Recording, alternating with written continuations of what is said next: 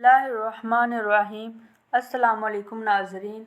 आज का हमारा मौजू है हज़रत यकूब अलैहिस्सलाम का गम और हमारी तकलीफ़ें।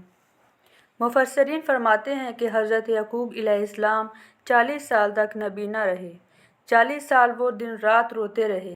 एक बुज़ुर्ग उम्र रसीदा और नबीना जिन्होंने अपने 2 बेटे खो दिए, वो गम में डूबे हुए परेशान हाल और मगमूम हर लम्हा रो रहे थे और कहते थे, मैं अपनी परेशानी और गम का शिकवा सिर्फ़ अल्लाह से करता हूँ।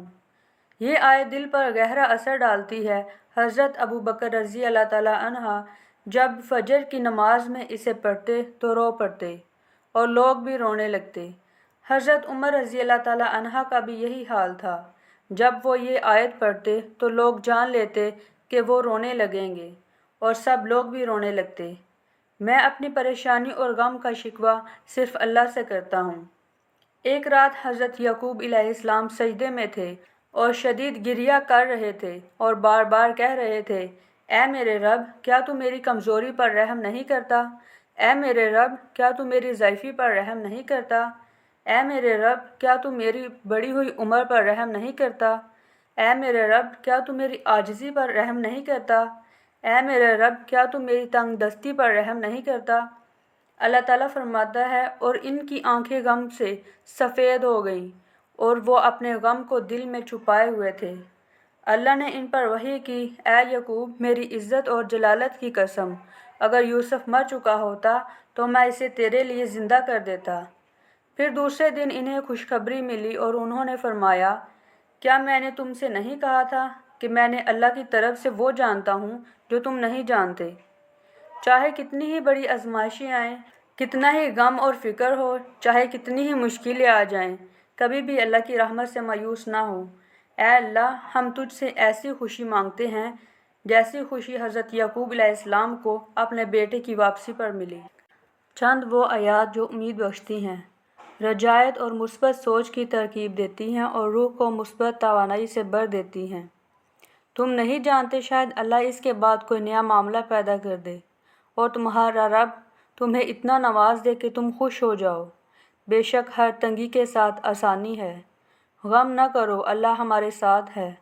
शायद तुम किसी चीज़ को नापसंद करो और वो तुम्हारे लिए बेहतर हो, और शायद तुम किसी चीज़ को पसंद करो और वो तुम्हारे लिए बुरी हो, और अल्लाह जानता है और तुम नहीं जानते।